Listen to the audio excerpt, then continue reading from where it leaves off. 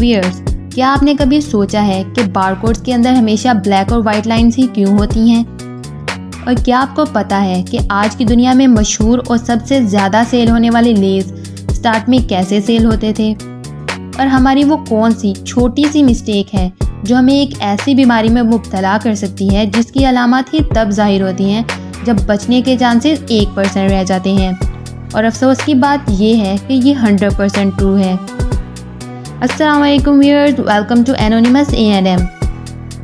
آج کی ویڈیو بہت ہی انٹرسٹنگ ہونے والی ہے، تو جلدی سے اسے لائک اور شیئر کر دیں۔ آج کی ویڈیو میں آپ کو عام زندگی میں یوز ہونے والی چیزوں کے پیچھے کے فیکٹس بتاؤں گی جو پہلے آپ نہیں جانتے ہوں گے، اور اگر کچھ لوگ جانتے بھی ہیں تو ان کی تعداد بہت کم ہے۔ تو ویئرز سٹارٹ کرتے ہیں اپنی ویڈیو، لیکن اس سے پہلے میرے چینل کو سبسکرائب ضرور کر دیں۔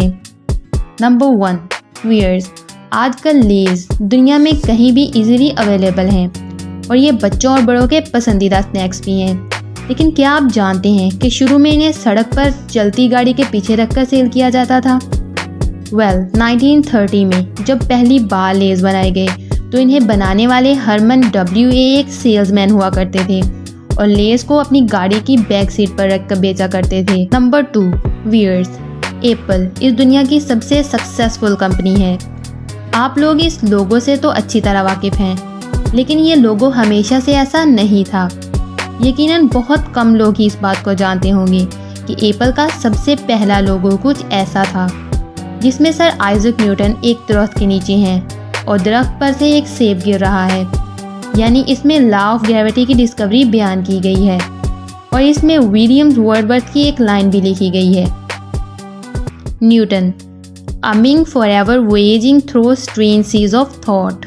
نمبر 3، ویئرز، انٹرنیٹ ایک ایسا بنگالی بابا ہے جس کے پاس ہر مسئلے کا حل موجود ہے، اور اس پر اس قدر ڈیٹا موجود ہے، اگر اس ڈیٹا کو پیپر پر پرنٹ کیا جائے تو کیلکولیشنز کے مطابق تقریباً 136 بلین شیٹس لگیں گی، اور یہ تعداد اس قدر زیادہ ہے کہ اگر ان پیپرز کو ترتیب سے ایک دوسرے کے اوپر رکھا جائے تو ان کی لمبائی ہماری ارتھ سے بھی کچھ زیادہ ہوگی۔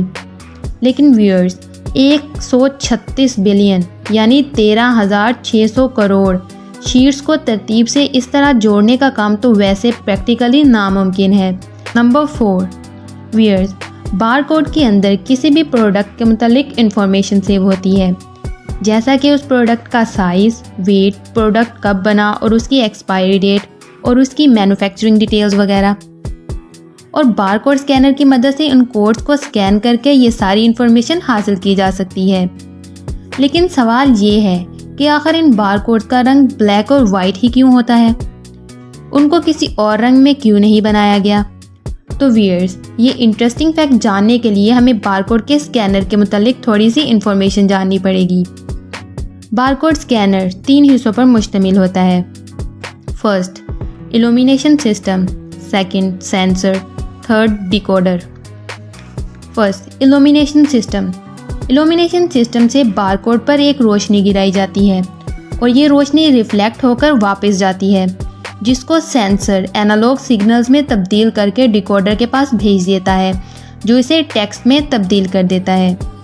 لیکن مدعے کی بات یہ ہے کہ کچھ رنگ روشنی کو ریفلیکٹ کرتے ہیں اور کچھ اسے ایبزارب کر دیتے ہیں، تو اس بار کوڈ کے اندر ایسے 2 رنگوں کا ہونا ضروری ہے جو ایک دوسرے کا متضاد ہوں۔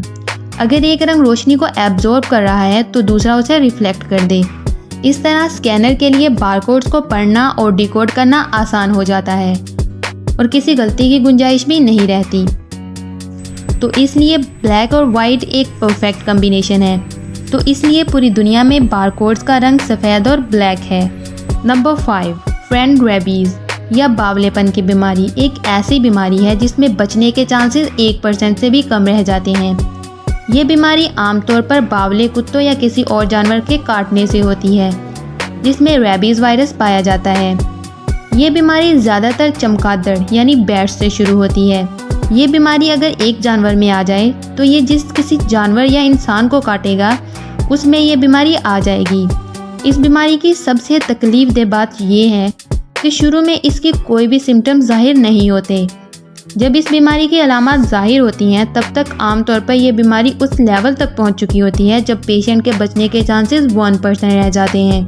تو اس لیے جب کبھی بھی آپ کو کوئی جانور کاٹ لے تو لاپرواہی کا مظاہرہ مت کیجیے اور نہ ہی پیاز اور ہلدی گرم کر کر زخم پر لگانے کی کوشش کیجیے، بلکہ فوری طور پر ڈاکٹر سے رابطہ کریں۔ تو ویئرز، اگر آپ کو میری یہ ویڈیو پسند آئی تو اسے لائک ضرور کریے گا۔ اوکے ویئرز، کیا آپ کو پتا ہے کہ وہ کون سا جانور ہے جو سب سے اونچی چھلانگ لگا سکتا ہے؟ اگر آپ کو اس کا آنسر پتا ہے تو مجھے کمنٹ سیکشن میں اس کا آنسر ضرور بتائیے گا۔ آج کے لیے اتنا ہی، پھر ملاقات ہوگی نیکسٹ ویڈیو میں۔ تب تک کے لیے اپنا خیال رکھیں، دعاؤں میں یاد رکھیں۔ اللہ حافظ۔